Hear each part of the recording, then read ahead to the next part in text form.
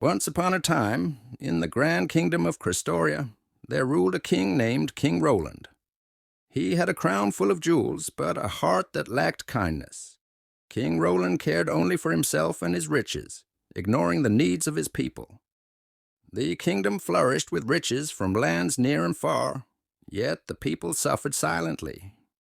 Farms lay barren, and the villagers struggled to make ends meet while the king reveled in his luxurious palace, surrounded by gold and silver. One day, a mysterious wizard arrived at the palace, offering the king a magical mirror that could show him anything in the world. King Roland's eyes gleamed with greed at the thought of possessing such a powerful object. The wizard warned, "This mirror will show you the truth, but be wary, for the truth may not always be what you wish to see." Ignoring the warning, the king eagerly accepted the mirror, excited to gaze upon his vast wealth and power reflected within. Each day, King Roland would stare into the mirror, seeing his grand palace, overflowing coffers, and lavish banquets.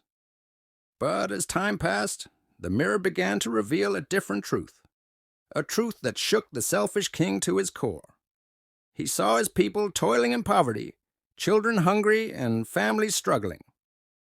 The mirror reflected not just his riches, but also the suffering of his kingdom caused by his neglectful rule. Furious and unable to accept this unwanted truth, King Roland ordered the wizard to take away the mirror, refusing to face the reality it showed. However, the image of his people's suffering lingered in his mind, haunting him day and night. He couldn't ignore the pain he had caused any longer. Driven by remorse, King Roland decided to change his ways.